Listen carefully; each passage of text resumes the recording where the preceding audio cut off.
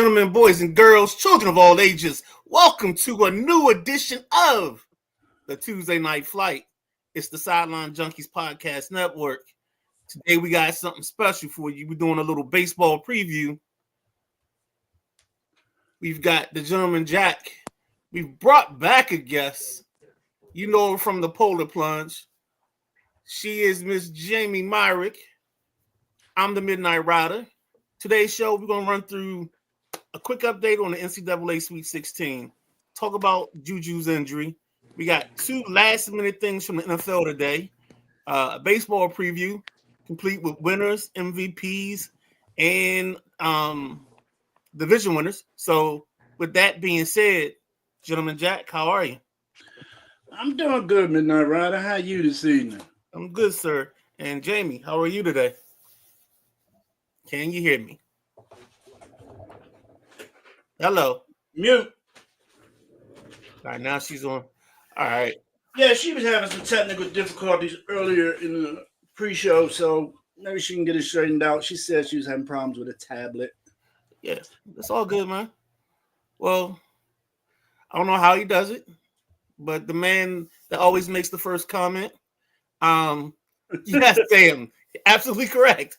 Oh, we have a female guest. Maybe don't read my comment out loud. Yes, sir. That was my full intention not to read that out loud. So you're good to go, buddy. When I was reading, I was like, not sure about this one, Sammy. Nah, Jamie's a big girl. She might say it herself. Let's see what we got here. See what we got at this time. Boom. No, when I go to movies, don't go nowhere. There we go. You want to talk to us real quick? Make sure your sound's on. Is it working? Yeah, you're good. Okay. Oh, we have a female guest. Maybe don't say that out loud. Well, okay. Come on, Midnight Rider, hide them. Hey, man. Now, it's a pretty interesting comment, but I was like, yeah, nah, dog. So let's start with this, the world of news today. First of all, were you able to say hello? Because I don't remember us speaking. So hello to you, Jamie. No. Sorry. Hello. How are you guys? Good. Good. Thanks for joining us. Yeah, because I told you when you did the other thing, I was going to get you here for this baseball preview. Yeah. Show you off to everybody else.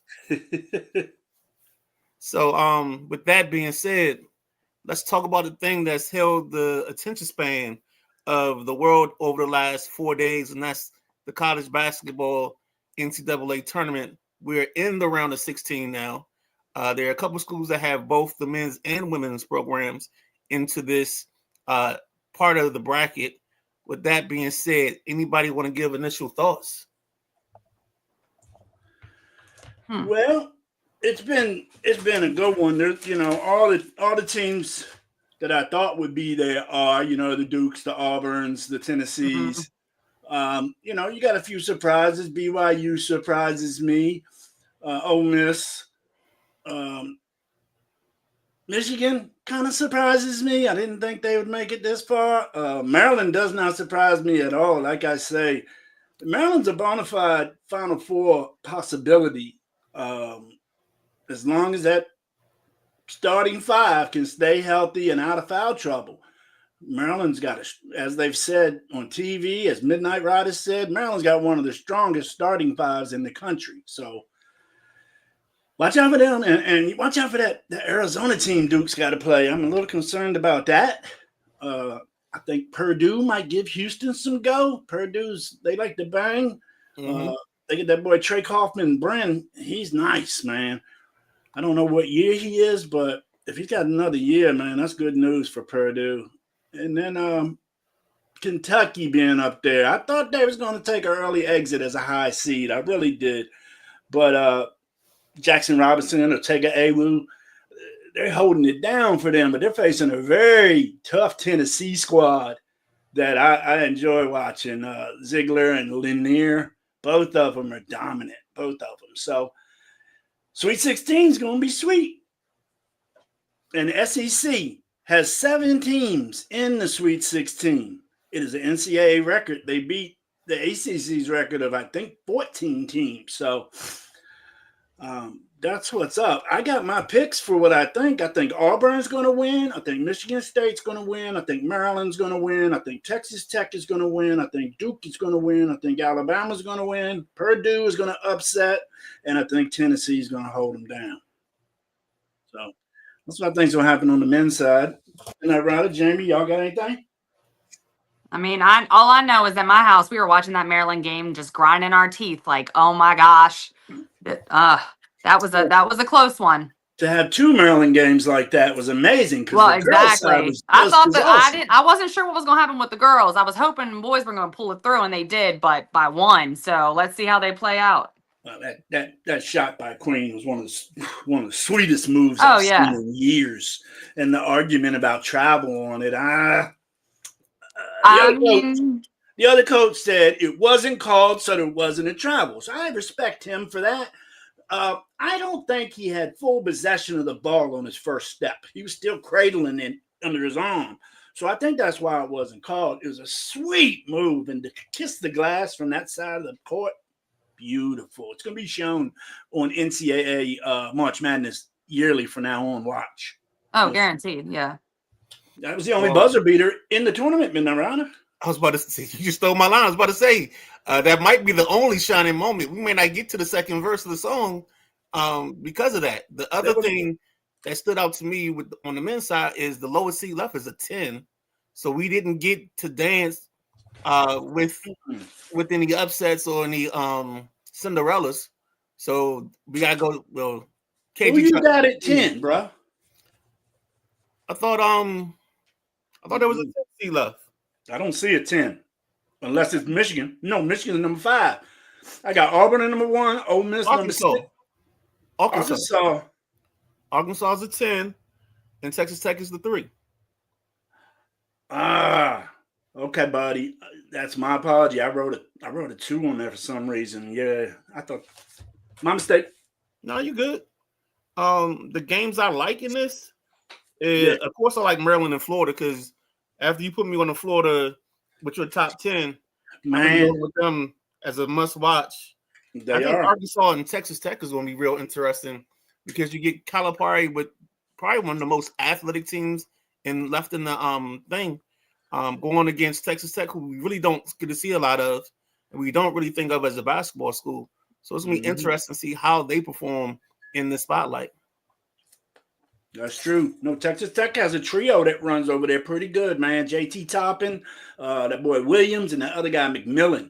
They hold it down for Texas Tech. But like I say, you don't see much Texas Tech. A lot of the time they was on SEC Network, not the major network. So you don't see much to the Texas Tech basketball this year until tournament time. So people really don't know who these guys are. Well, wasn't JT Toppin somewhere else last year? And he signed NIL. Wouldn't surprise me. Wouldn't surprise me. I can't keep up with all this transfer stuff. Anything else on the brackets before we switch over to the women's side? That's all I got on it. Anybody else? That's all I got. All right. Switching over to the women's side. The women's Friday slate is North Carolina Duke, Maryland, South Carolina, LSU, NC State, Ole Miss, UCLA. Any thoughts? Maryland going to have a tough time with South Carolina. Like I said, that was a hell of a game they had last week. But South Carolina ain't no joke, man. Dawn Staley's got that team on point. And if you come in to play a South Carolina team, you better have your hard hat on because they put in work. Joyce Edwards, she's a big baller over there at South Carolina. What's Maryland got? A girl named Sminkle? Kayleen Sminkle, I believe she's their high scorer over there. Maryland had, in that last game, Maryland had 4 players score over 19 points.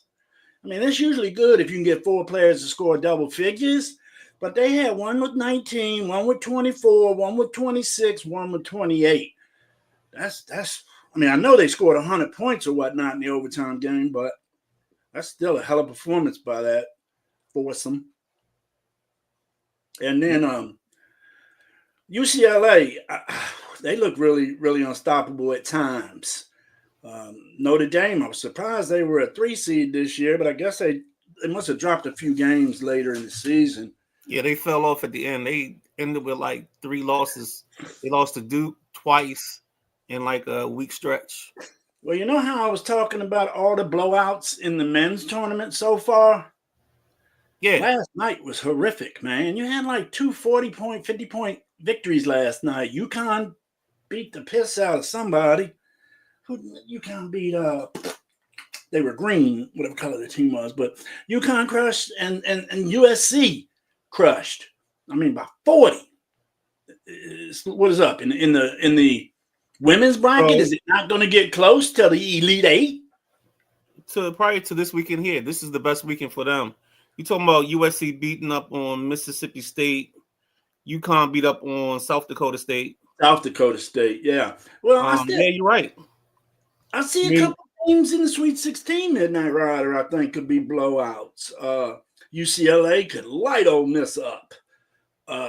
Texas, they can put some points on Tennessee. And USC is going to blow Kansas State out by 20. I bet the line's 20 on that one. So, well, I think the game that you might want to watch is going to be TCU and Notre Dame with Van Hemp, the transfer from LSU. Yeah, TCU now. She's their lead ball handler, and the guards they have up at Notre Dame. What you think, Jamie? Sidonia Prince. Yeah, I mean, I don't know. Women's, I don't watch as much of the women's as I do the men's, to be honest with you. So I'm just reading articles, seeing kind of what's going on. So I'll just be interested to see. But I do agree, South Carolina is looking pretty good. So I'm expecting them to go all the way. So, all right, hop on a couple of these comments real quick. Sideline Junkies, which is the big guy, KG, the Crab Father in Maryland, giving them some like love. That name. Sam R, the man of many comments. I picked all winning teams and thought I won 200K. Then I realized my picks are for Thursday, not yesterday. Sam. Oh, I thought we was going to Sizzler, Sam. Matty Ice, Florida, UConn game was exciting on Sunday too. Totally agree about that. Actually, that was probably one of the better games because you saw the heart of a champion because they were probably undermanned, but that championship pedigree is really what kept them in that ball game. Yeah, you could hear that. And you know, Coach Hurley, the love Coach Hurley has for his players, even though you got to retool your roster almost every year now. So it's not like you get a 3 and 4 year bond with some of these players, but you could see that they fought tooth and nail till the last second. UConn did, and I respect them. I picked them at the beginning of the season to three-peat. I did. I thought they were going to three-peat, but ran into some bumps in the road and a lot of losses early in the season for UConn. And then Sam R says Michigan State, ? Good possibility. You can, like me and Midnight Rider say, you can never count Izzo out. Never.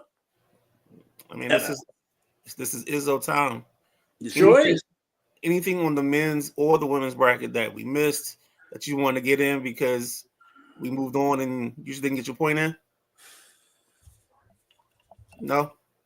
Okay. I was going to do a quick picks. I picked Duke, South Carolina. I picked Duke, South Carolina, LSU, UCLA, Notre Dame, Texas, UConn, and USC. I think it's going to be a favorite heavy win for the Sweet 16. I think the favorite's going to take care of business. You have a Final Four? Final Four. So now you're down to 8, so you might as well get Final your Four. Duke. I got to look at the bracket to see who's on what side. Final Four. I'll go Duke.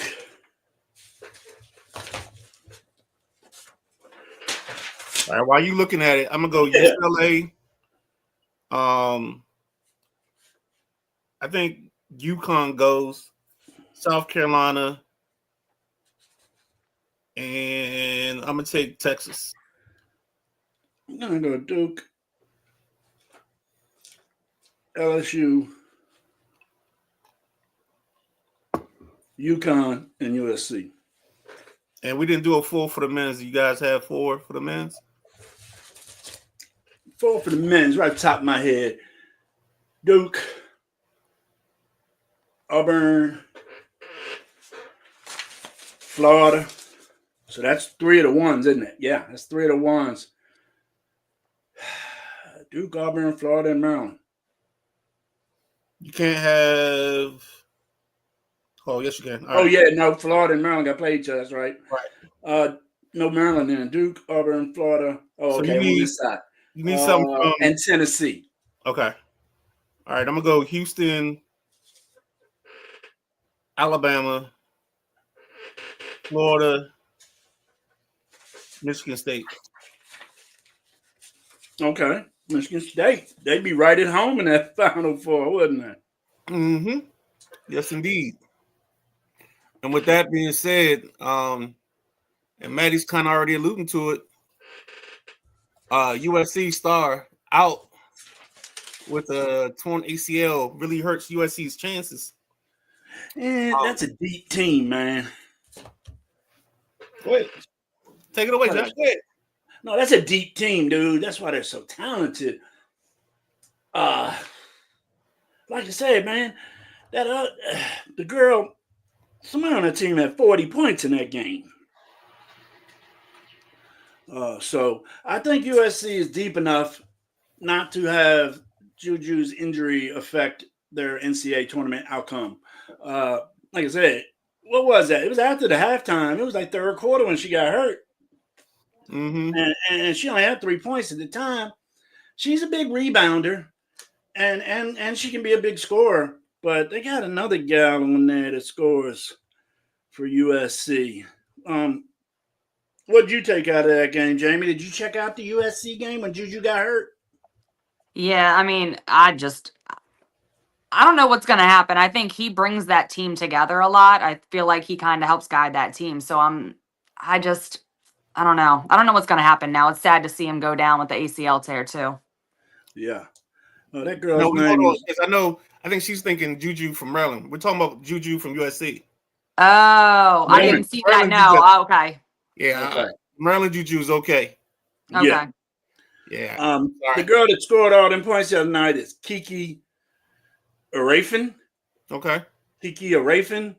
She transferred from Stanford, and she finished up with 36 that night with 9 rebounds. So, and like I say, before Juju got hurt, she had 1 rebound, 2 assists, and 3 points.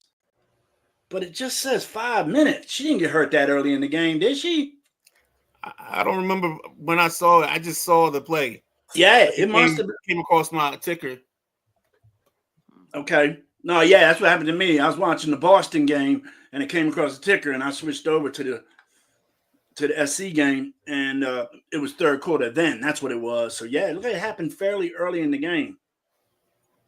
I think this is your buddy Chris Bates says, of course, Duke, laughing out loud. Boone says UConn women's team going to be hard to beat for anyone to beat. They're hot with Fudd and Paige. I watched that whole game yesterday. Them two play so well together. They're best friends. They do the drop and pick, where she'll just dribble like she's going up court and flip it to the 3-point line and pick her girl. They got that play down. I mean, I don't know how many Paige hit on that because she scored 34, I think, last night. So, yeah, UConn is going to be hard to stop. And Gino, well, I'm not going to compare him to Izzo, but Gino thrives at March Madness too. Of course. So, yeah, the girls is going to be good in that round. I agree. Sam Morris says Arkansas, Alabama. I guess that's Alabama, Maryland, Arizona. Sorry, Duke. Maddie comes back with, if we get UConn versus South Carolina on the women's side, that would be a lot of fun. Totally agree with that. That'd be a classic. Sam Morris can't happen. Oh, yeah, it can. He got Arizona beating Duke. I see it. Shut up. That is the one Tony Stark, Doctor Strange moment. Arizona. And then last, Maddie. Go ahead. I'm sorry. No, they're tough. I'm concerned about Arizona more than I have been anybody yet. And then the last one before we get out of this basketball world, Maddie switched over to YouTube so he can keep an eye on Ovi and his Canes. Looks like the Caps are down 1-0 already. Early even strength goal. Top shelf. So okay, Winnipeg won. I mean, this is the battle of the two top teams in hockey. Both the top teams on their side of their conferences. So it should be an interesting night. Yeah. Since And we're Maddie, talking Caps, yep. Jacob got a extension. Can't say his last name. I'm sorry. It's a lot of consonants and not enough vowels. I think it's Pickering, but so I think it was 8 years, 72 million. So that fortifies the Caps on the defensive side for a long time. Since we're talking hockey, Midnight Rider, I am going to throw a plug for tomorrow night's show. Tomorrow in the passenger seat, myself and the Midnight Rider will be welcoming Carson Ramsey. He is a 16U Ashburn Extreme hockey goalie. The Ashburn Extreme is ranked number 4 in the country. So I'm really looking forward to chopping it up with Carson tomorrow. And I like having the young kids on the show that are thriving and playing the game and having fun. So it's going to be a great show tomorrow, Jamie. You should check it out. Oh, I always do. Thank you. How was Maddie? Maddie's 17 as well. Okay. All right. I was about to say, I know we went, that's like right around our youngest. Right. Carson's 16U, but he's 17 years old. Okay. 6 foot 170. She gave me all his stats. I read it to you. I got the letter. I liked it. I like the way she did that because that gives us a place to play around whenever we talk to him. True. Am I missing any basketball comments before we talk on the late NFL stuff? Nah, it looks good. I got a really MR from KG. From KG. I don't know what I did, but okay. Go to work, KG. Go to work, KG. And then Maddie just said, nice signing and worth it. He's been great. Yeah, he has. Totally agree. All night, Maddie. All right, here we go. Before we get to baseball, the NFL decided to stick its toe in the water with 2 bait signings. Stephon Diggs signs for 3 years. I think the number was $68 million with the Patriots. With the Patriots? Yeah. Oh, really? I didn't know that. And then right before, pretty much right before we started, Russell Wilson, 1 year, $21 million with the New York Football Giants. Really? Still think they're going to draft a quarterback, though? I don't think they want to now. I think the plan is to take and Russ they trust and Jameis and just get by. Jameis. Hey man, got the best. You got the best man. You got a preacher. You got the best interview, post game interview in the world, and a hype man, all in one. Right? In the world, Craig. That's right. Oh, sheesh. And with that said, folks, did I miss anything on the football stuff before I move on? Thanks for catching me up. Okay, cool. All right, here we are. We are at the Pizza de Resistance. I think that's what they call it. Excuse me if I said it wrong, but the baseball preview, the main event of the show. I think we can say that the 3 of us are pretty big baseball fans. If I'm gonna go out on a limb, so this should be fun. Hey, Maddie, if you want to jump in with some Cleveland stuff, if you want to jump in the show, you can, or if you just want to put a quick little paragraph in the comments or a couple sentences in the comments, you can do that. Maddie's got something in the comments right now to finish off football. All right. He states, I guess that leaves Pittsburgh for Rodgers. Yeah, I think so too. I don't think Wilson was going back to Pittsburgh. Rodgers gonna look funny in the gold and black, man. All right. So to pick what we started with, we did a little ladies' choice. And with that being said, we're going to start with, if I can hit the button, division winners. So what I kind of want to do is just kind of go through the divisions and preview them a little bit.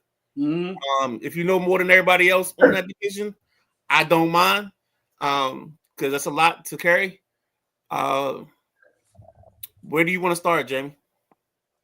Why don't we start with the AL East? Yeah. Go O's. I thought you were Yeah. gonna say that, but I was like, let's see where she goes. I mean, at the end of the day, I'm thinking Boston's gonna look really good this year. Boston is definitely gonna be coming in, but I got some hope for the Orioles this year too. Mm-hmm. So those are my two top division winners coming out of the AL East. I think the Yankees struggle because of the injuries early on. Yep. And especially with Cole, I think he's still out. We're going to be out for a minute. I think Cole's out for the season. He's Okay. done. Okay. Cole I just wanted to make sure. Gill's out. Okay. So the Yankees going to have a tough time just pitching alone, even though they can hit with the best of them. And they kind of lengthened their lineup up by not signing back Soto. So that's going to be interesting, seeing how that plays out. Mm-hmm. I picked the O's to win the division, and I think I don't want to pick the Yankees, but I know there's going to be another team out of this division. I'm going to say it's going to be – I can't pick the Rays because I don't think they got enough hitting. Oh, so no, Rays ain't ready. I think I'm going to go Red Sox. I think I'm going to agree for right now. I like what you're thinking there, Midnight Rider. I like it. The Yanks, their pitching is spotty to start the season. I like the pickup of one of my favorite players, Cody Bellinger, and they got Paul Goldschmidt. Baltimore, will their starting pitching be good enough? Rodriguez is down again. I think Zach Eflin's going to be our number one. So we got to go with that. And like I say, Rodriguez shut down with elbow right now. He's going to be on the IR starting the season. Henderson's got spring training injuries right now. And Henderson gets a little congratulations from me. He made it on the cover of MLB The Show. I don't know if that's anything like the Madden one. It used to be a curse to get on the video game cover. So let's hope not for Gunner, okay? They signed an old pitcher and Charlie Morton. They got a pitcher from the Japanese league, Sugano. Yep. Tomoyuki Sugano. So I don't know. I think the Orioles are going to have enough. Boston's got a great farm system. They picked up Garrett Crochet, that pitcher from the White Sox. It was the best thing Chicago had. They got a little bit of people pissed off in the lineup over there, Boston. Rafael Devers, he not happy being relieved from third for Cody.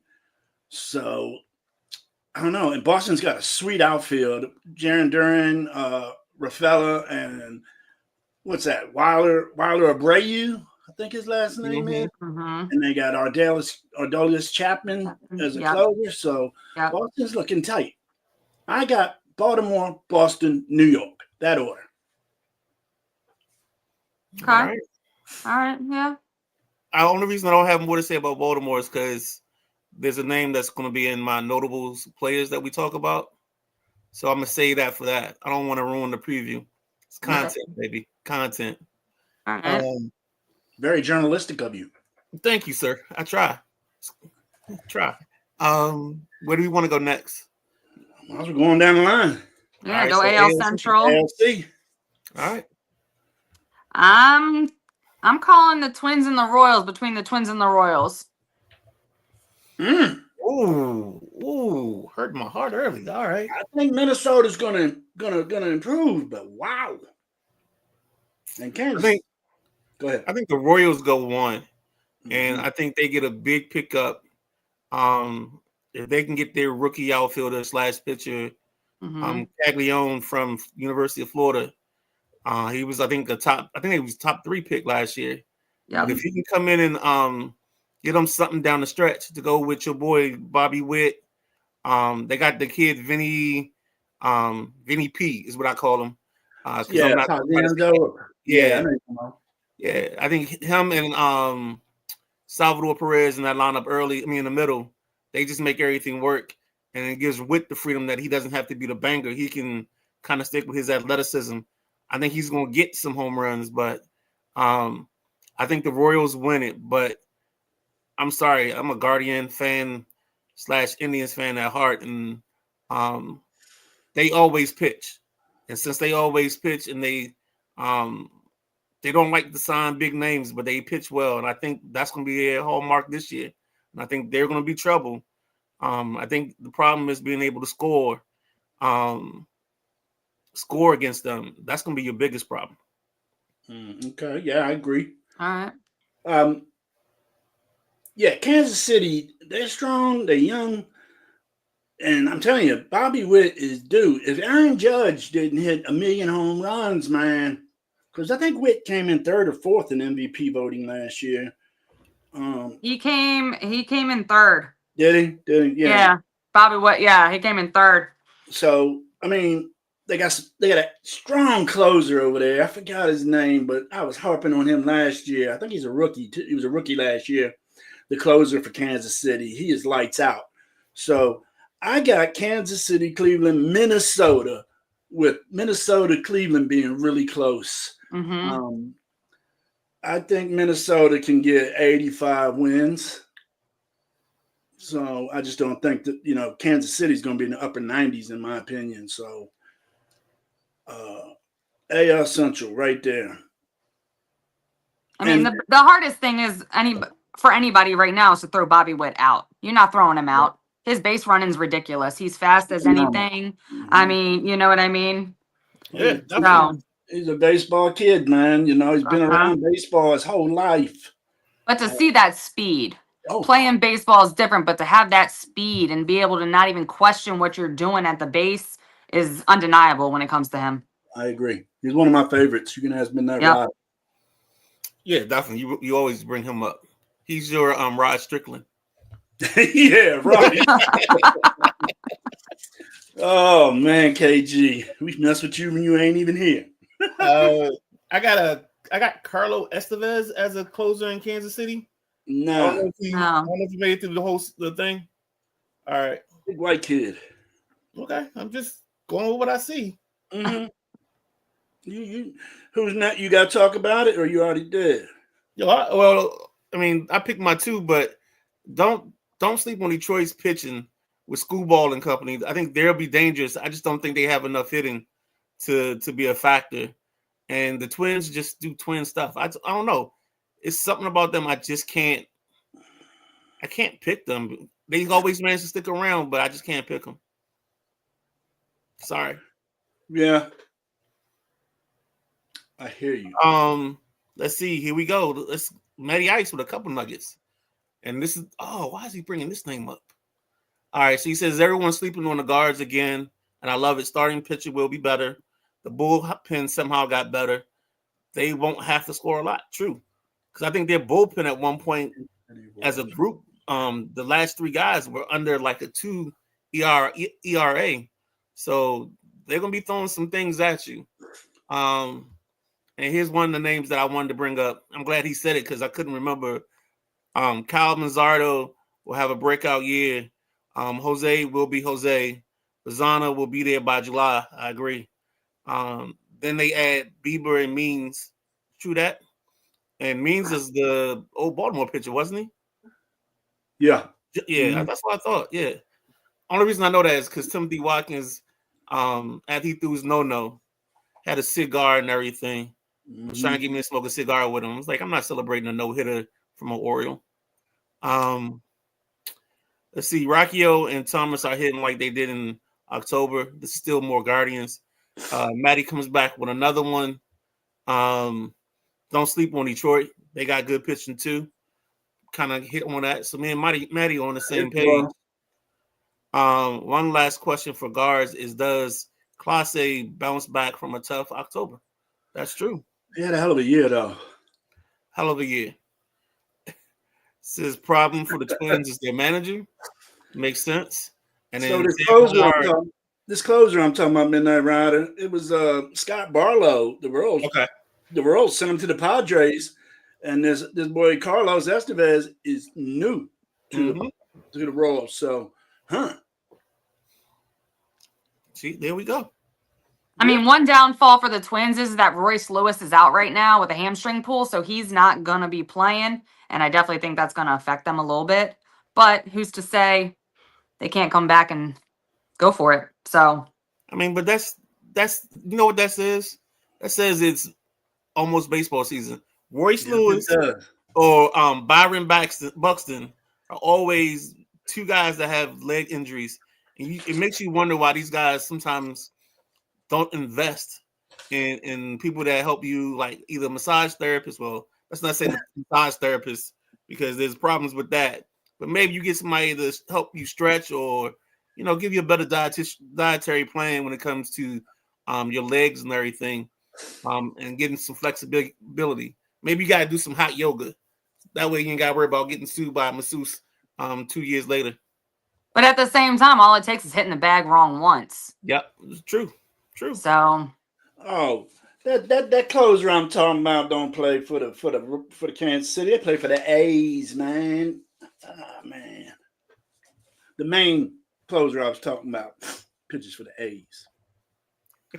But we're on the west now. We're going to the west side. all right. All right, I'm going to throw this out there, but I'm going with the Astros and the Mariners. Really? Replay Yep. last year. I'm always a Mariners person deep down. I always got some positive hopes going there. Yeah, okay. I think I got to stay with Houston winning the division, but I think Texas is going to come up there and possibly get a wild card. Texas faded last year at the end of the year, and it really hurt them. Angels and A's, I don't think they're going to come up much more. So I got Houston, Texas, Seattle. And Houston and Texas by far over Seattle. So that's what I like. That's interesting. And the A's closer is Mason Miller. That's the young rookie last year that was just... Yeah. All right. Now I remember that name. I mean, the Athletics, I think that's what they're going by this year. By next year, they'll probably be a symbol like Prince. So let's not get too attached to names for them. Oakland. Nah, they can't be Oakland no more. They don't have a home there. But if I'm picking this division, I like Texas. I think you get Scherzer goes all the way down to like your third or fourth guy in your pitching staff. You got the rocker kid who finally is together, and I think he's going to take some steps forward this year. And then the kid they drafted 2 years ago, Langford, I think he'll step in the lineup and get him some bop. And I think that lengthens out their lineup. And I think that'll make them trouble again.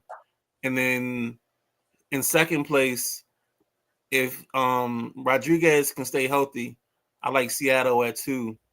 And then Houston being 3. Mm-hmm. I had Houston. Yeah. I mean, I don't know. The Texans, I don't know. I don't know. Texas, I'm not a big Texas person, so I'm just tired of Houston right now, and I'm ready for them for their demise. And it's not even. It's just the thing of they've made it to another window, where they got their guys like Tucker and them up. And now they moved on from Tucker and them, so I think that's the place they take a step back. But I don't know how far back that step is, because I can see them being second in the division. I don't see them being first. Okay. They moved on from Tucker. He went to what? Chicago Cubs? Yes, I think so. I heard a rumor that they trying to bounce him to Philly. And then the other rumor I heard, well, not the rumor, but the other thing is you got Altuve in left. And I like Altuve. As an infielder going out to the outfield, that's a whole different ball game. It is, but he's so fun. Yeah, you out there. I see why the little kids be out there blowing the little daffodils or whatever they call. I can see it. I did it myself. I sung myself New Edition songs when I played the outfield one summer because I was like, I'm bored. I go from first to the outfield. That's a big change. Yeah. That's a big to touching the ball almost every play. for not seeing the ball for a couple innings. All right, so Matty says he flips. He's got Seattle, then Houston. Gonna be up there. Then he says the AL West is the worst division in the AL, maybe even MLB. I think that's easy. I think the East are the best in both divisions. I mean, both conferences by far. Yeah, because that's where all the money gets spent outside of the Dodgers. Yeah. So I mean, that's the key. Yeah, I there. think the West is the weakest, no doubt. And if you don't mind me calling audible, let's stay west and go west, come west to east. Since we flew out east to west. I mean, I got the Dodgers and then the Padres. Yep. Possibly Arizona. Possibly. I think Arizona's the third wild card in that. That was my third, yeah. In the West? Yeah. Yeah, I got the Dodgers, Arizona, and San Diego a little bit of a distant third. San Diego's chance was last year, and they just didn't get it done. I think that was their best chance. The World Series champ, Los Angeles Dodgers, probably had one of the best off seasons in the league as far as signing guys. Yeah, 100%. They've just cleaned up. They got a lot of bats, and they got some nice pitching. Ohtani's not going to be in the rotation to start the year yet. No, right? They're gonna work him in later to get some at bats. Arizona got Corbin Burns on that big contract. You know, Corbin. I remember Midnight Rider. You told me a while ago Corbin wants to go to Arizona. He got his offseason home is in Phoenix, so yeah, he's very happy with that 6-year, $210 million. And then San Diego, they're not spending no money, man. They let Profar walk. They lost Ha-Sung Kim. No, they had to turn that roster back over. That roster was a mess because they had like 8 shortstops. At one point, they had every shortstop that known to man. Kim, what's his name? The dude from the Red Sox that's out there. Bogarts. Yeah, Bogarts. He needs to rebound, dude. He didn't have a good year last year. Well, I think they finally moved him back across to second to try to show up their defense. But they had like a bunch of shortstops and tried to make it happen. And I think that team just didn't come together. I think Manny's going to carry them again. But Profar didn't play infield. Profar's the outfield. I know what you're talking about. I can't believe they let Jackson Profar walk. Why? And then Tatis, because he's a good ball player. Right.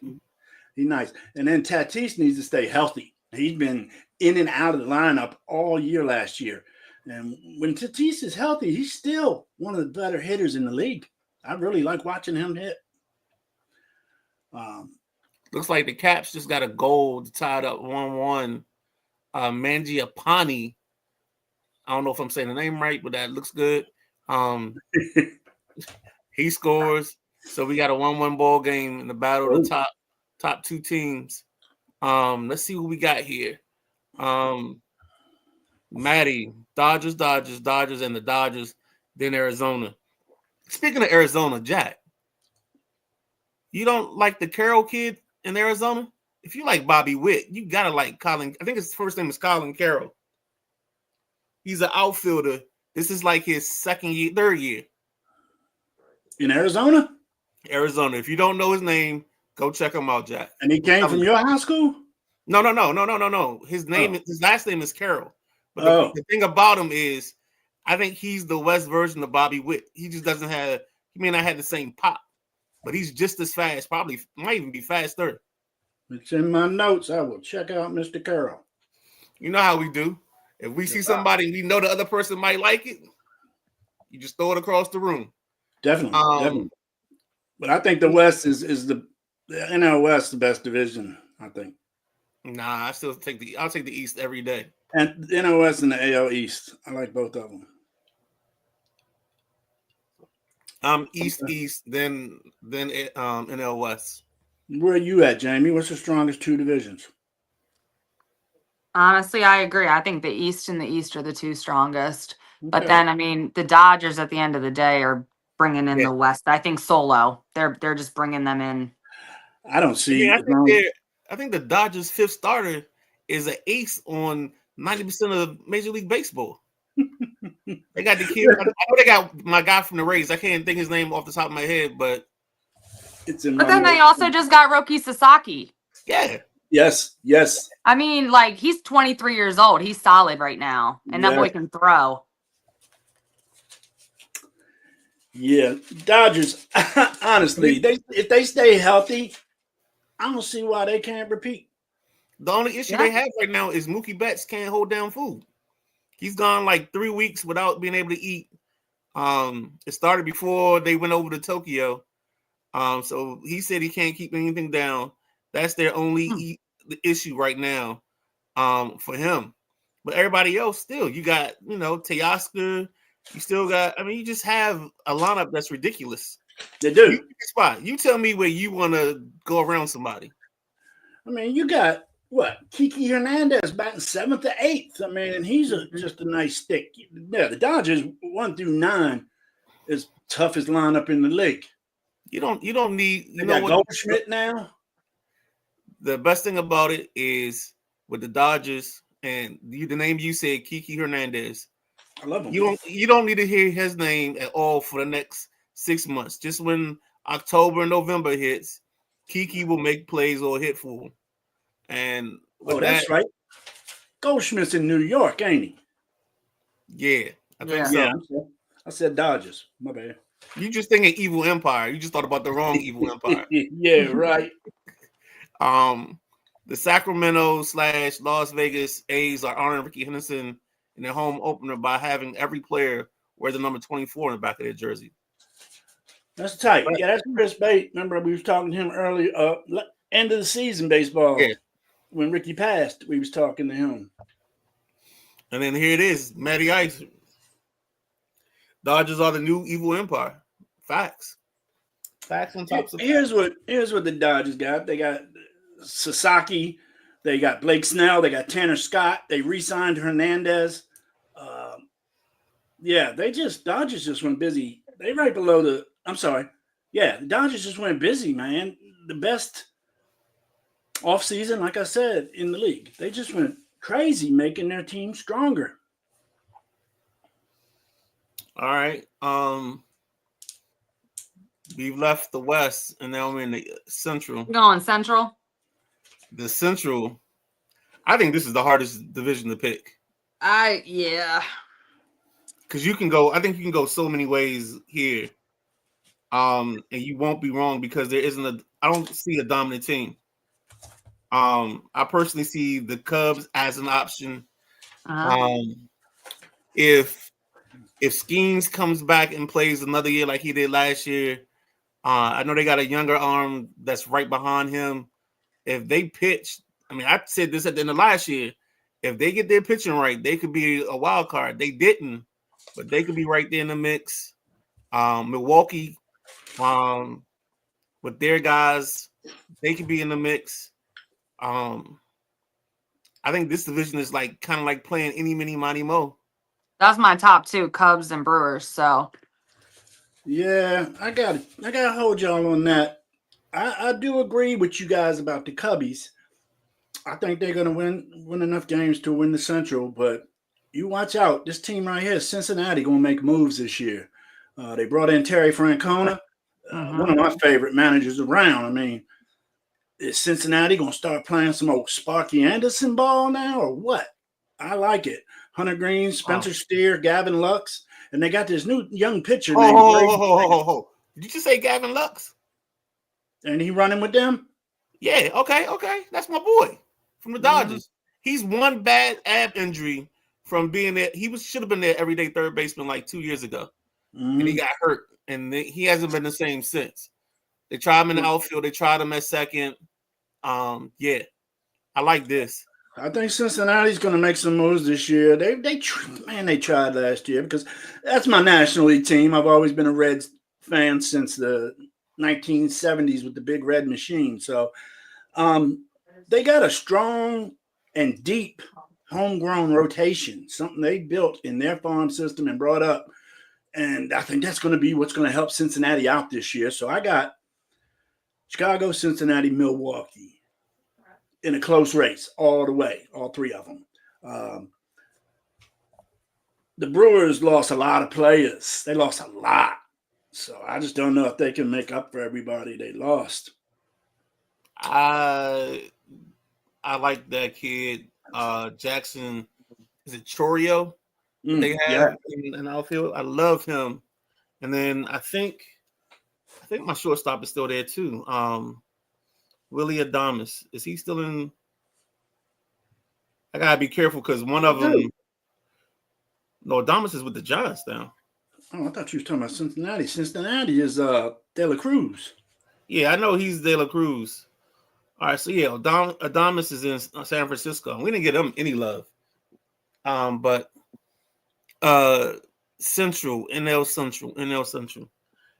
You just said Terry Francona is the manager in Cincinnati. Then I'm going Cincinnati, Chicago. I believe in Terry. Terry, every year I thought the Indians didn't have enough or couldn't do enough. And he always had them either in the hunt or right there in the playoffs. So I'm gonna take Terry. I'm gonna go with Terry and company, and see how that plays out. I like that. And they got Gavin Lux. Oh, yeah, we good. Yeah, that's gonna be a good one. Any thoughts, comments, or anything before we head to the East? Mm-mm. All right. To finish it off, the NL East. Like Jamie and I said, I think we said it's the best in the one of the best divisions in baseball. I just think on the East Coast, we just carry baseball a different way, and the money's on the East Coast too.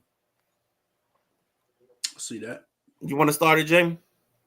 Sure. I got Atlanta. As your one? Mm-hmm. Atlanta had a nice offseason too. A really good offseason. Are they going to be healthy enough? Hoping. Okay. Hoping. I like it. Because I like the play because by the time we hit May and June, a lot of the guys that were out late last year will be coming back. Then you, of course, you can't go wrong with Acuna Jr. I like it. And then I got the Phillies. Okay. Who you got in third? Ain't really thought about it. That's cool. I'm almost the same. I got Atlanta, Philly, and the Mets. The Mets, they could bump up into that second place, but I just don't think they can overtake Atlanta. The Mets, the Mets got Soto to that big deal. I'm going to say $765 million deal. They took Soto for. 15 years. Yeah, But he's going to buy all the oodles and noodles he can to live off of that salary. Good God. Yeah, man. Yep. Soto's got huge numbers at Citi Field, though, when he's played there. So if he can do that, then I think he can help the Mets climb up a little bit. Don't forget the Mets still have what's my man that's short? Francisco Lindor. And you still got Pete Alonso still at first. Their catcher, I think he's out early, but he's another threat for them. I mean, I think they're going to be plucky and around. Well, they brought in. Go ahead. Plucky and around. Go ahead. Yours. They brought in a pitcher, Clay Holmes. He's a bullpen pitcher, but they're going to try and work him into the starting rotation this year. Yep. His last start was 2018. He's been pitching in relief since then, but his last time taking the bump with the clean, shiny ball was 2018. So we'll see how that experiment goes. They lost Severino. Somebody just did that. I can't think of who it was, but somebody did it last year. This isn't. They've done this a couple times in the last couple years. Yeah, where they've taken the guy out of the bullpen and put him up in whatchamacallit. In the East, the Nationals picked up one of my ball players I like, Nathaniel Lowe. I think he's from the Rays. He started with the Rays, played at Texas. They acquired him from Texas. Yep. So I think that's a good pickup for Washington, but I don't think Washington's going to do no. I think they're just going to be trying to tread water. And they picked up that shortstop, Paul DeJong. Oh, They only picked him up for a year though, and it's like only $1 million contract for a year. I like the third. So they're gonna put him at third and let him hold the position, because I think they saw Maddie's boy Jose Tanya, and he can hit it, but he can't field it. So yeah, that's that mix. And we'll get to that because I don't want to waste anything on that, any bullets on that topic. Atlanta got Jackson Profar. That's where he ended up. San Diego, when we were talking about San Diego, didn't offer him a contract. He's in Atlanta on a 3-year, $42 million deal. Profar is a hell of a base hitter, man. Yeah, but Profar got to be healthy. We'll see. Profar lives his life in the club in the tub a lot. And that's the only, I mean, I love him because he's from Curacao. Which, I like all the Jacksons, man. If you don't know, Curacao is my favorite college. I mean, not college, but Little League World Series. Little League World Series. Yeah, that's my Little League World Series team. If they in it, I'm rooting for them. But let me see my pick. Gosh, I'm gonna have to remember this. I think I want to go Philly will win it. Yeah. I think it's the Philly Braves, and somehow the Mets piece it together enough, and I think they might be on the outside looking in. I think it becomes the Mets versus the Diamondbacks for the third spot. Diamondbacks, huh? Diamondbacks. That could be interesting there, because the Diamondbacks 2 years ago snuck in, and then last year I think they just missed it on the last day or something like that. So they've been around and been fighting for it. Right. And Maddie says NL East, Nats and Miami will struggle because of the top three. If Braves are healthy, they're one. Same for the Phillies, but I think Philly will win it. Man, that's a lot of ifs and things going on, baby. But I feel you. I like that. What do we want to do next? Do we want to go any further with the winners, or are we going to stay with just division winners and come back later on? Yeah. Yeah, why not? That sounds good to me. Why not? What are we doing? Yeah, just come back to it. Let's go back to it. All right, cool. Sorry about that. Okay. Let's see. Next topic we have. What are you looking forward to? It could be a player, it could be a team. And before I even go into that, I got another note that you guys probably may not have heard or seen. But the Chicago White Sox, as of today, now have 6 pitchers that are having to get Tommy John surgery this year. Wow. Yeah. Tommy John just going around like they on Oprah. You get it, Tommy John. You get it, Tommy John.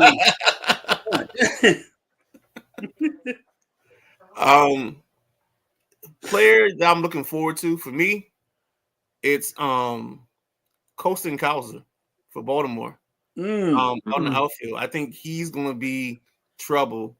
And I think you guys kind of threw me off telling me that you said Gunnar was hurt or is hurt right now. He's nothing major. I think it's something in the groin. Because I think the MVP in the AL comes down in a mix of Henderson, Witt, and Judge. Okay. But I think that's one of the players I'm looking forward to. Teams, I want to see my Nats. I'm sorry. I got a little faith and a little belief because they got one of those young pitching staffs, and if they can get their act together, they can be a tough out. I don't think they'll win 80-plus ball games, but they're not going to be the doormats. You're going to have to earn your wins when you come there. I think Dylan Cruz is going to help them out. Another person to look forward to. Yeah. Anybody can go. I'll free for all. Let y'all go with it. Who you think? Or who you like? I'm excited to see Samuel Basallo. with the Orioles. Yes. Yes. He's catcher and first baseman, which is a very interesting mix. Usually you don't have catcher and first baseman. Well, that's usually where old catchers go, not right. young catchers. And I think they're doing that to keep him off because catchers get beat up. So that might be the way. Yeah. That might be a way to keep him clean and use more of his potential because the O's don't really have. They got Mountcastle, but you ask me, the kid or Mountcastle, I'll put Mountcastle on the first thing smoking. Oh, I would too. Yeah. Mm-hmm. Yeah, no, I like Mountcastle. I want that boy Rocker in Texas. I'm looking forward to him. He's a workhorse. He puts innings in. Yeah. And I want to see what Adley can do. Continue, behind the plate, doing what he does. And then with this new ABS system, how that affects the framing of the pitches. So, Riley Green in Detroit, I like to see what he does. And they got Gleyber Torres over in Detroit, too. I forgot about that. I'm sorry. Was he traded or did he sign there? I just saw him as an ad. All right, that's fine. No, only reason I asked is because there's no way. No, he wasn't traded. If I'm Gleyber Torres' agent, it's no way. Now, I know because of position, he probably can't play in Baltimore because of the young guys they have at second and short, but I would do my best to play anywhere that plays against Baltimore. Like he's had a couple years where he's had like a bulk of his home runs at Camden Yards. Mm-hmm. So it's I'm playing there at least twice. It's why I never understood why and maybe it was in my mind, but I always thought Andrew McCutchen used to lace the ball up here in Washington. And I was like, when you're a free agent, I just didn't see no reason why he wouldn't make an attempt to come here. He's grounded in Pittsburgh, I feel. Yeah. I think he came back for one last song. Mm-hmm. Yeah, his numbers are dipping. I really enjoyed watching McCutchen in his prime. It's tough to watch sometime now, especially with Pittsburgh losing like they are too. So Pittsburgh's going to be around. They're going to make it interesting. Let me hit a couple comments because I know we got something in here. If my computer works.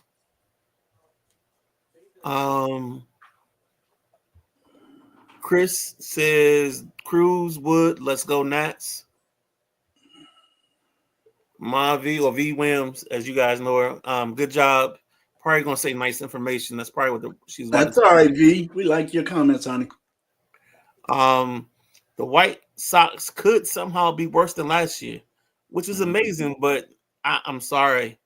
That's one team I have no sympathy for. No. White Sox won 41 games last year, dude. Horrific. They won 20 games less than the next team. No, the reason I don't like them is because I think it was Rennie Rodriguez or whoever their manager was first. He went through all the losing, all them building the team up, and then the second they got halfway decent, they went and signed La Russa. And in my mind, I think La Russa ruined that team. And now they're paying for it. Yep. They brought in a 77-year-old La Russa, and it just didn't make sense to me at all. You had a guy that built your team up and was working with him, and you just gave him away or just turned him aside. I just thought it was wrong all the way around. Mm-hmm. And then Maddie said, I'm looking forward to my Friday nights at the Jake. Maddie does get to a good amount of ball games. I need to see. He does, and not just in Cleveland area. He gets out and about. I give him props. Yeah, I think he's coming here sometime soon for the cherry blossoms or something. I gotta double check my email. But other thing I gotta look for is that DC got a new they got a new ticket program for DC residents. I gotta check that out. Well, y'all getting hooked up? We might be, and we get hooked up. Guess where your boy gonna be? Buying Jackson tickets. Yeah. We're gonna be going to a game. Yeah, that's right. I like going over to Nat Stadium. That's a nice stadium to watch a ball game.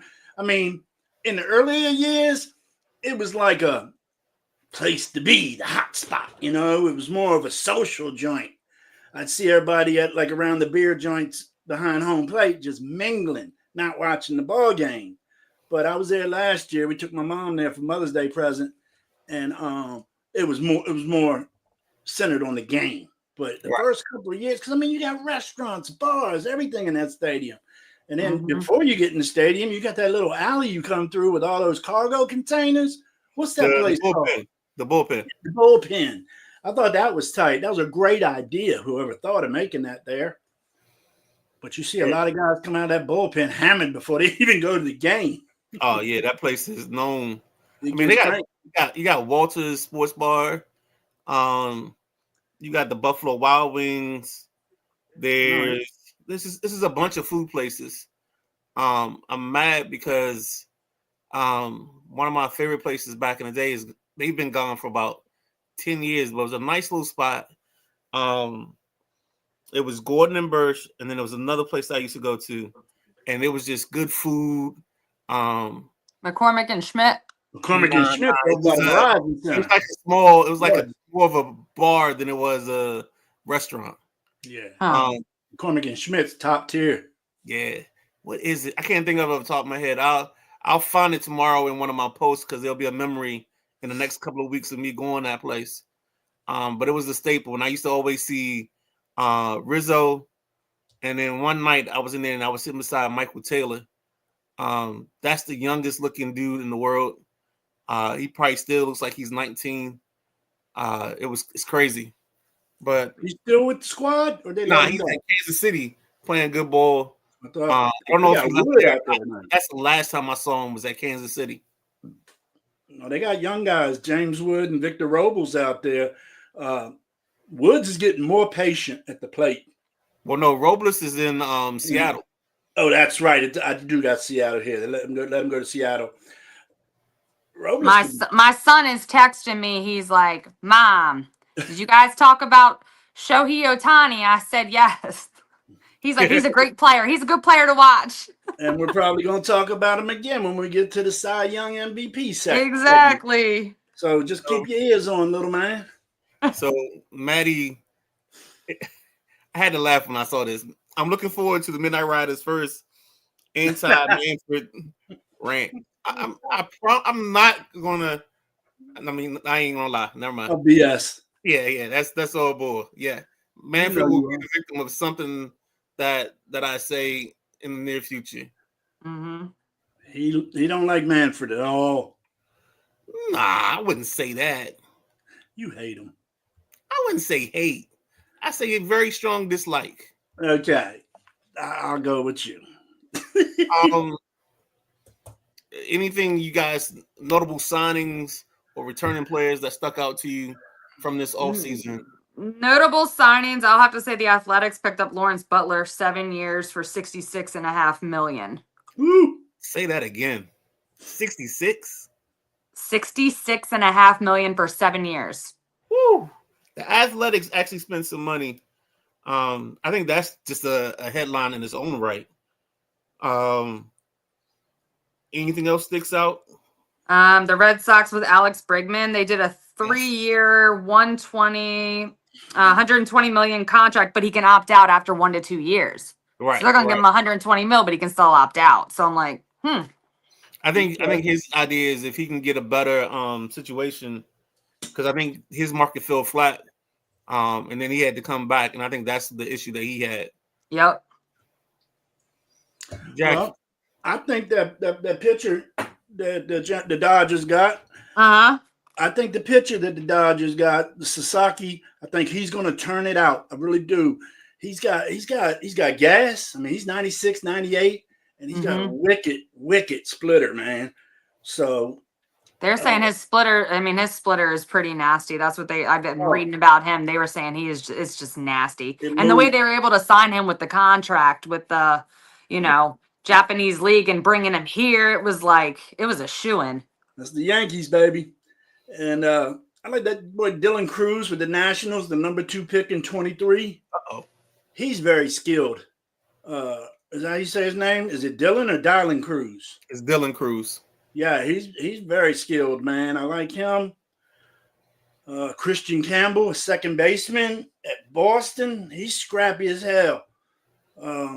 He's the fourth top prospect in the league, so I expect to see him getting up in the majors pretty early this year. But it all depends on how they can save money, man. I don't know that whole equation like you do, Midnight Rider, but I know there's a certain date that these teams want to bring somebody back, so they got time. It used to be called the Super 2. I don't know if it's still called that. Where basically, if you bring a guy back after this date, they don't qualify as a Super 2. And so it takes them longer in their arbitration. They normally have to play basically what ends up being 6.5 years before they can become a free agent instead of the regular 6. Okay. And then is the pitcher you were talking about earlier, Bubba Chandler, Pittsburgh? I don't think it's him. I gotta check that. But he used to play two ways. He used to play two ways like Shohei Ohtani in college. He came to the pros and tried it. It didn't work out that well. But since he's been focusing on pitching, he's been pitching much better. And then another young boy I got my eye on is Nick Kurtz, a first baseman over at Oakland, number 4 pick in the draft out of Wake Forest. He can rake. That kid can rake, man. So I think that's definitely going to help that Oakland team too. And then, sorry guys, my phone died. I was like, oh my God. Hey, we was holding it down for you. All right. I just looked up and you were gone. And I was like, and I'm making sure my hands are nowhere near the computer to make sure I didn't drop you. No, that was my bad. There's a pitcher in Atlanta to keep an eye on, Spencer Schwellenbach, a right-hander over there in Atlanta, second year. He's got one of the best first pitch strike percentages in the league. So I like a pitcher that can get ahead early. I don't like full counts, so I like a pitcher that can get ahead. So you're right in the right spot, because I was going to say Spencer Strider. He's coming back over his injury. Mm-hmm. I don't know how soon he gets back. And then they also got the kid AJ Smith-Shawver. So they got some names there, but there's a couple of guys that coming off of arm injuries and other injuries that you're making a comeback. Then you also have Acuna. Mm-hmm. Like, what do we get from them this year? They're gonna be something to deal with. And then there's an old school dude that's gonna try and make a bounce back because he played all last year with some injuries, some tendon injuries, and that's a guy I like watching. He plays great playoff ball. Adolis Garcia with Texas. Yeah. 32 years old. Does he got a couple more in him? You know what I mean? Does he got it? Because that, I had to go to DH or something, but I like Garcia. And are we going to cover farm systems today or no? Say that again? Are we going to cover any farm systems today or no? I wasn't going that deep, but if you got something you want to drop in there, I mean, drop a name or two. Well, the Dodgers, of course, got a very good one. Boston, a great farm system. They got a guy down there named Ramon Anthony playing outfield. Mm-hmm. He's sick. Washington with Dylan Cruz. And Baltimore with Samuel Basello. Basello, yep. Yeah, he's a nice catcher that could help Adley out. Seattle, Colt Emerson. He's a shortstop. Keep an eye for him. This guy, just because his name, man, Matty will probably know him over in Cleveland. His name is Travis Bazana. He's a second baseman. Yeah, that's the kid they drafted a year ago. He's probably going to be he's not going to start the season in Cleveland. Right. But he'll probably be there June or July. Yeah. No, a lot of these kids are still farm system guys, and I think you're right. Be up in a couple months. White Sox got a guy, Noah Schultz, strong throwing left-handed pitcher. I'm really getting excited for baseball season now. Even on just the other day when I saw the Defenders got a game March 30th, I started thinking NFL again. I'm like, come on, football. So they're doing their thing, But right now, I'm excited for baseball. Any other signings or any other players you guys want to bring up before we move on to our MVP and Cy Young thoughts? No, that's pretty much, yeah. Yeah, I All don't right. think I got any more to cover on that.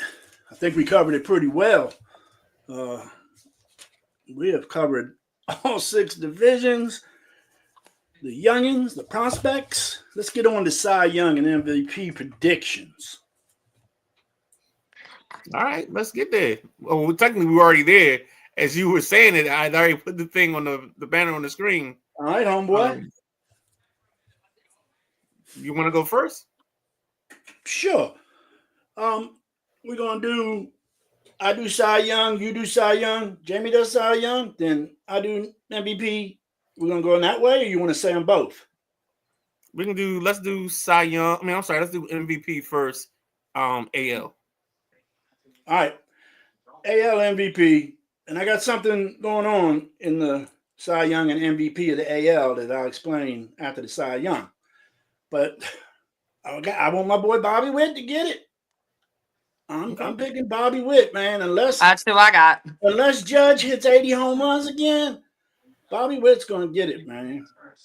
Because does anybody got a list from last year? Did Witt come in second? No, I think she said third. Third? That's right. I think it was third, yeah. He did say that. Yep. So, everybody knows I've been high on Witt. So Witt's gonna be my pick for that AL MVP. What you got, Jamie? That's who I had. I had Bobby Witt. Okay. That's what I'm going for. I like what you're thinking. I smell what you're cooking. Isn't that right? Hopefully this person isn't in comments. But I like Gunnar Henderson, to be honest with you. I think Gunner's going to put a year together. I think this is, and I'll get to that in a second with Baltimore's preview. But he's high in the predictions. I think he's going to have a year. I think he and Cowher, and then with the healthy Adley, they're going to carry this team throughout the year. And I think their problem will be pitching. And I would love to see new ownership, Rubenstein and them, to go ahead and make a conscious decision to try to move some of this young talent to get some of the arms in here so they can get better. Well, is Rodriguez supposed to come back, guys? I haven't – you guys just told me he was out. The last thing I read 2 days ago was he was – in line or whatever. And then, so. That'll be key. If Rodriguez can get a certain amount of starts, that'll be really key to, I think, how this Baltimore pitching staff's going to have what kind of year they're going to have. I think the sneaky guy is Zach Eflin or Elfin, how you say his name. Eflin. He's always around. He's a good starting pitcher. He's just not a dominant guy, but he's always there. True. Yeah, but I like Cade Pouch too for the Orioles. Okay. All right. That name sounds familiar. I think I just read up on him. So that's gonna be that's another definitely an underdog, but I'm waiting to see what he's gonna do. Where does he play? At Baltimore. I know, but position? Pitcher. Yeah, I was gonna say I think he's a pitcher. What's his name? Cade Pouch. Pouch. Okay. I don't have no info on him. Good. Mm-hmm. That's why we do this, Jack. Oh, no, I know that's right. And that's why we picked her, Jack. I know that's right, too. Cade Pouch. I got that on my list, too. No, I like to follow up on some stuff because. I know this might be a formality, but any thoughts on your NL MVPs? Ohtani. I got Ohtani. Yeah, I think it's Ohtani. The only other person I'd even have considerations for is the shortstop kid in Cincinnati. Because if Cincinnati makes it to the playoffs or whatever, I think it's going to be a lot about him doing a lot of things, stealing bases, home runs, and everything else. It's amazing how hard and how far that skinny guy hits the ball, man. He looked like he $115 soaking wet. De La Cruz does. He's a skinny guy. But, God, he's got quick wrists. Reminds me of my friend Tommy Daniels, man. He used to come to the bowling alley, and me and my friend Cliff played on the same team. And he's like, hey, we playing you guys over at so-and-so field Tuesday. And I'm like, oh, I didn't know you played in our league. We go out there. I'm like, look at this skinny son. I pull the outfielders in. Damn, if you ain't hit that thing 325, man, twice. So it was the wrist, the quick wrist. And that's what De La Cruz has. And he's just got great baseball IQ, too. So I could see him up in the runnings if Cincinnati has a good year. Right. And that's the kicker for them. Definitely. Cy Young's. Let's come back. So let's start in the NL. Start in the NL? Yeah. Okay. All right, Jamie. I'm not going to try and say your guy this time. I don't think you're going to have this guy. NL Cy Young, Corbin Burns. I think he's just going to be so comfortable in Arizona. Probably going to be walking to the stadium. I mean, he's off the East Coast. No more Cold Springs for him. So I picked Corbin Burns to win the Cy Young in the NL. Okay. What you got, Jamie? Uh-oh. I don't even have NL. I mean, I went east. I mean, I did. Okay. I went with Garrett Crotchet, sorry. Yeah, I like him too. I was getting ready to put him down. You're talking about the AL. Mm-hmm. Okay. All right. Before we state AL, I'll give you my NL first. My NL is easy. Paul Skeens. I mean, Okay. I think he added another pitch to the rotation. I don't care what he adds. He's already filthy. So I think him with a whole year puts him right there in the middle of the mix for all that. Did he get Cy Young last year? No. I can't remember who the NL MVP was. I mean, Cy Young was, but it wasn't him. Okay. I'll pull that up. If you guys want to go ahead. I know Jamie gave hers, but AL MVP. I'm sorry, AL Cy Young. AL Cy Young for me, and this is where I was telling you about my American League award winners thingamajig I got going on. I picked Bobby Witt to win the MVP, Kansas City Royals, and I'm also going to pick Cole Reagans of the Kansas City Royals to win the Cy Young. Same team win both. That would be awesome. Cole Reagans. I know Jamie ain't got no Cole Reagans down there. And just so you know, Chris Sale was the Cy Young winner last year. Okay, thank you. Because I tell you, Skeens had such a good year, man. He almost could have got Cy Young and MVP. Well, they didn't win enough ball games, so right. That's what took him off the running. Mm-hmm. All right, Jamie. Did you have an AL Cy Young, Jamie? Yeah, she said Garrett Crotchet. Yeah, but then, I mean, I've also got Logan Gilbert. Mm-hmm. So, I don't know. I think it's a toss-up. Yeah, I think the AL is more spread out. I do. I agree. I kind of disagree. What you got, Junior? I think I got the AL having a repeat winner in Tyler Skubal. I mean, he pitched his tail off last year. Yeah. With the Tigers. I mean, I don't even know. He might have been low twos in his ERA. So I think his only problem again is you play for a bad team or a team that's in the middle of the road. You lose a couple ball games that you probably shouldn't. And that's how we end up here. Mm-hmm. I feel you. We done covered a lot.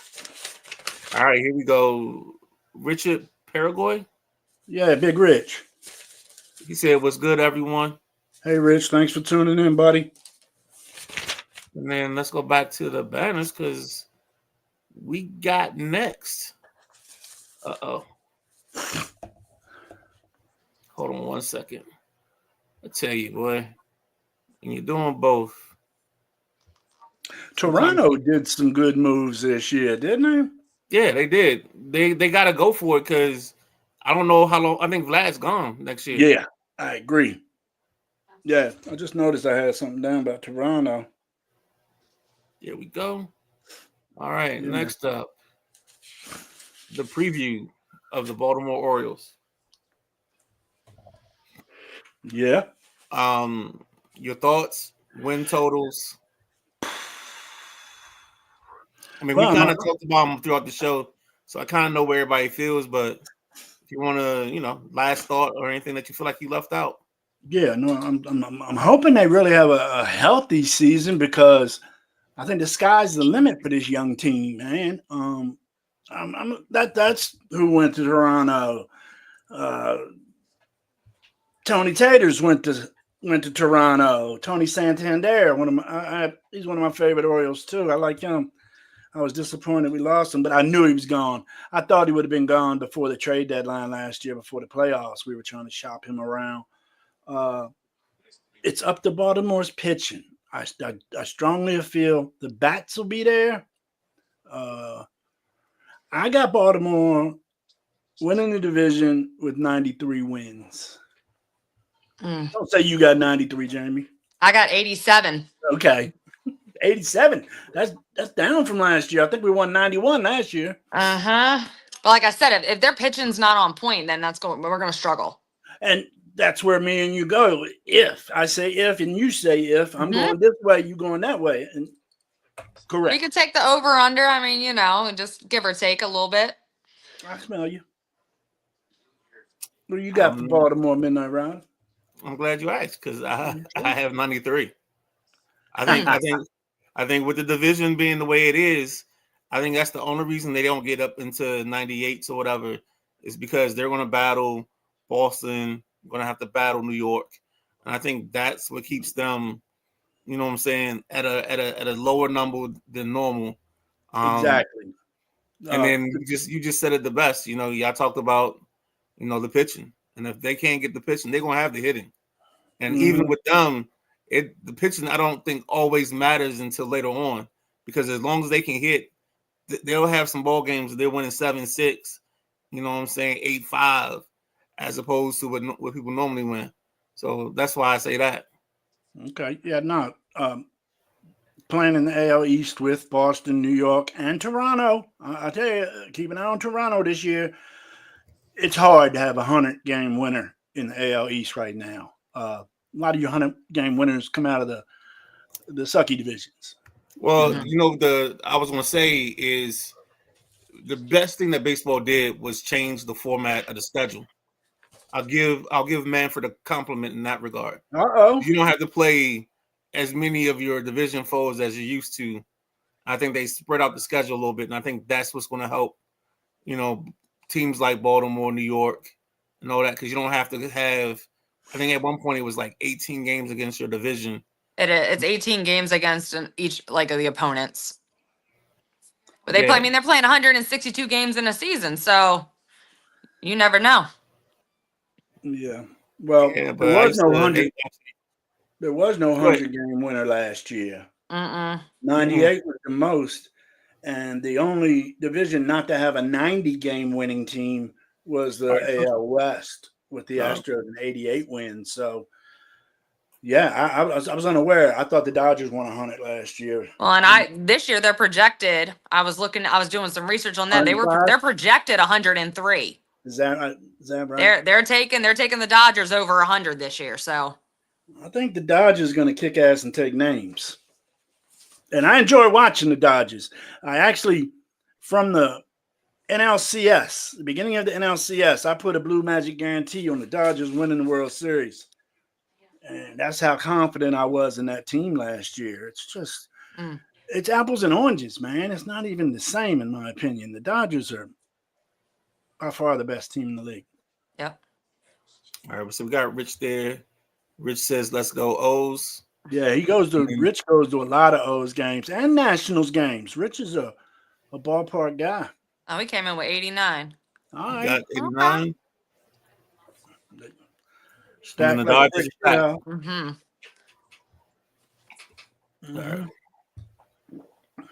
All right, so now we took care of that side of the ledger. Let's go. Let's go Nats. Oh, what Boston win last year? 71, I think. 71 and 91. I put them a little better. I'll give the Nats 80. I gave them 72. I think I gave them 80 last year. So you writing all this down or nobody? No. That's KG's job. Yeah, I was going to say, I think we forgot the. Okay, G's job. No, just to check on at the end of the year. My notebook Trust is me, on I there. got notes. I got notes. I got receipts. So Well, we're we're good. definitely gonna get you on again for the baseball, maybe a playoff special or an all-star special.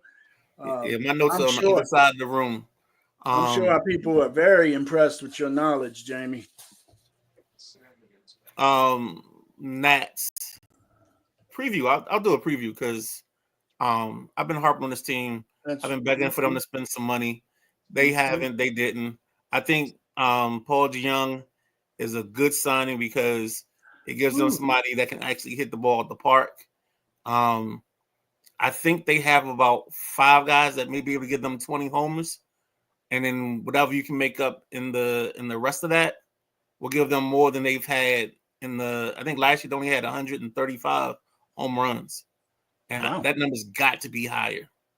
It's got to be higher. And then also last year, this team got caught stealing 73 times. Their base running was horrible last year. Got caught at several times. Yeah.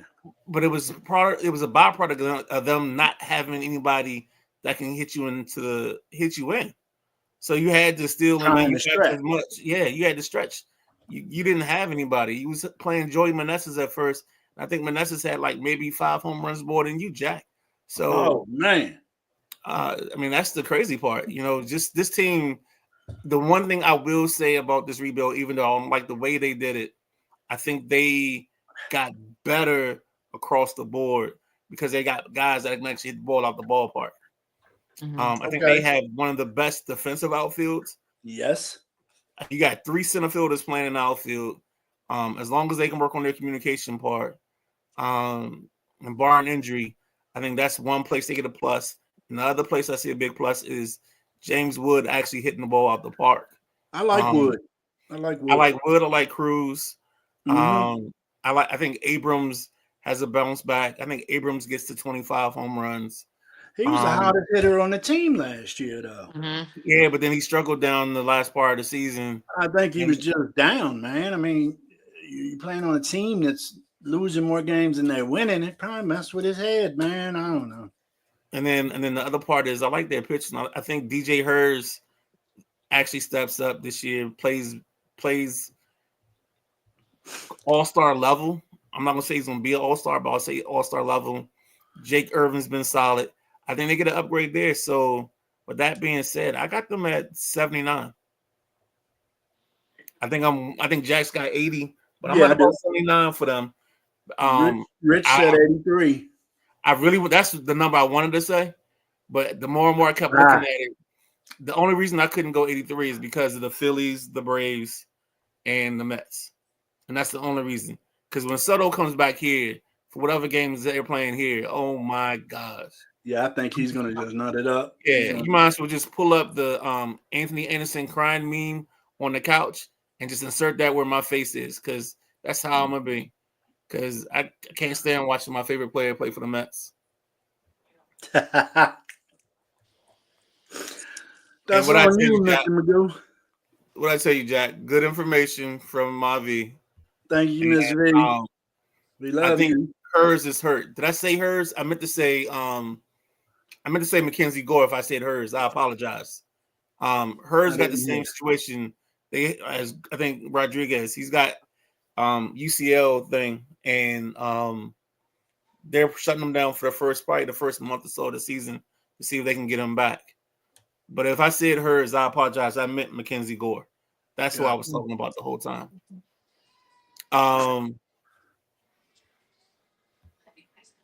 What was your number, Jamie? I had him at 72. Ooh, okay. She ain't playing. She ain't playing with them chumps. That number hurts. Ooh, 72. Yeah. All right. So send this out and get us out of here. We don't need to do ALCS and all that. Just your World Series representatives and your winner. World Series representatives. Oh, damn. Dodgers Royals. That's exactly what I was just thinking too. Dodgers Royals. Dodgers Royals. Dodgers winning in 5. Uh-huh. Good God, you guys are terrible, man. No, we good.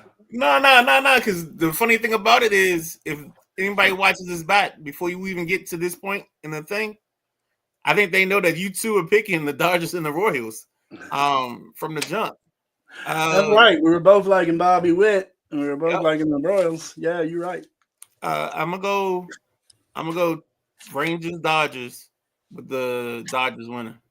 Rangers. Rangers Dodgers. You I think never the know what Rangers it's pitching, All right. Well. because you talked about Rocker earlier, and Mhm. and he got Scherzer. I think Scherzer's going to muscle up enough to be a decent pitcher the rest of the way, and I think that's where they get it. I think because they can go 4 deep, that's a little bit better than everybody else, and that's going to help them in the playoffs. Okay. like it. Anything left before we get out of here and No. close down this baseball preview? I think we covered it all. Yes, sir. I think. Well, before we go, I know we may not be in the season for what you got going on, Jamie, but if you can tell people about Bubba's Blankets and the other thing that you work with, I think it's when you do the color plunge. I forgot the Super charity. Plunge, yeah. So Super Plunge, all the money, all the proceeds go to Special Olympics Maryland. As Super Plungers, we raise a minimum of $15,000, and we plunge in the bay for 24 solid hours. And then Bubba's Blankets. And then for Bubba's Blankets, it's my brother Jimmy Myrick Jr. Foundation. Bubba's Blankets, we give blankets out to the cancer wards at local hospitals, Children's Hospital, University of Maryland, and we give all of these people who are struggling and battling a terrible disease just something comforting and warm. And are there, just real quick question for me, out of my own curiosity, are you collecting for Bubba's Blankets all throughout the year? Is there 100 all throughout the year? Some people just send us checks, and then some people send boxes of blankets. So it really just depends, but we're always collecting. Absolutely. And if we're looking for that, what's the website that they need to find, or what do we need to do to get in? We don't have a website. I'll get that. I'll get the information with the address and everything for you that you can send it all to. Yeah, and what I'll do is either tomorrow or Thursday, if you get it to Jack, we'll try to run it I'll try to run it as a ticker during that show. Yeah. So that way we can get some blankets out. Yeah, that sounds great. Yeah, and I'll send over. I'll get some tag images too of the tags that we put on the blankets. Okay. Chris, Corbin's in Arizona. Chris. No, I think is he talking about Corbin Carroll? No, the other Corbin that was here. Oh, his last name is Corbin. Okay. I don't know where he's at. I thought he was talking about Corbin Burns. Not at all. We'll figure that out. And yes, Patrick Corbin signs a 1-year deal with the Rangers. He did that 7 days ago. So yes, Chris, he's there. Matty Ice with a hockey update. Jets scored late power play goal, up 2-1. Jets are 39-0-1 when leading after 2. That's not a typo. That's pretty secure if you can win that many games after leading by 2 in the second. Wow.